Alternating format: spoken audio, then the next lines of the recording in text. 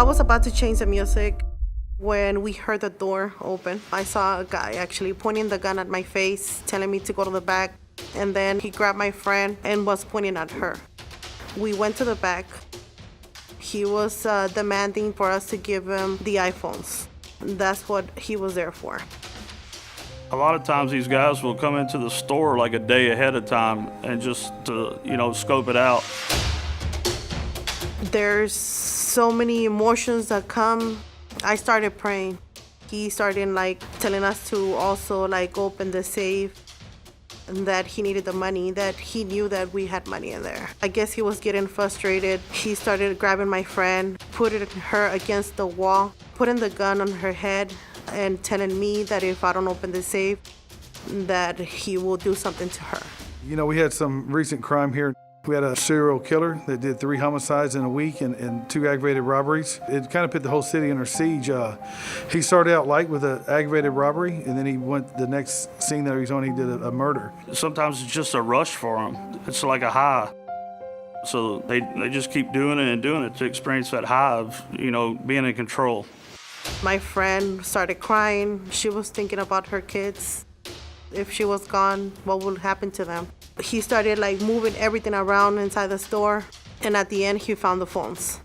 He found the phones. I guess someone had left them hidden somewhere, and he just told me to go get a bag, plastic bag. I went inside the restroom, got a plastic bag, and just started telling me to put everything inside the plastic bag.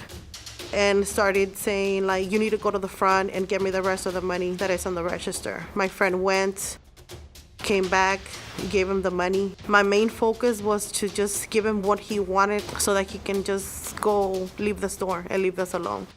A lot of times people, if they fight back, that's when they get hurt. If there's a situation going on in your store, if you can just de-escalate it and walk away, it's just easier and safer to not play the hero. Everything in the store is replaceable. We can't replace you.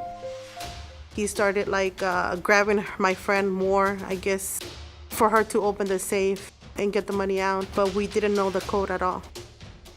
After that, he threw us outside the store through the back door, and he just went off.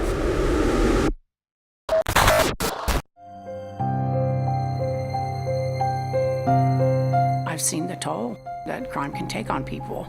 And it doesn't really have to be that way. When somebody puts a gun or a knife in your face, they're invading your personal space. You're supposed to be safe at work. First of all, you're going to work every day, you're stressed trying to make a good living, make a good product, and then you have this major event happen to you.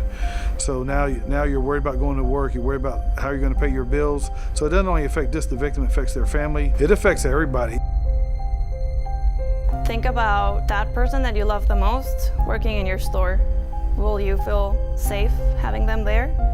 If the answer is no, or if there's doubt, we need to change things.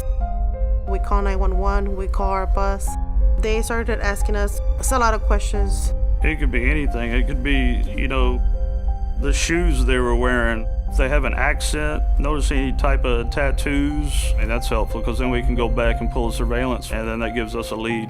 I believe that my employer care more about us than about the phones. Employees know if their employer cares about them or not. A lot of times I've noticed that, they'll leave because they feel unsafe, they're scared to work. You want your employees happy. If a happy employee is going to make you more money. Fortunately, this criminal was apprehended.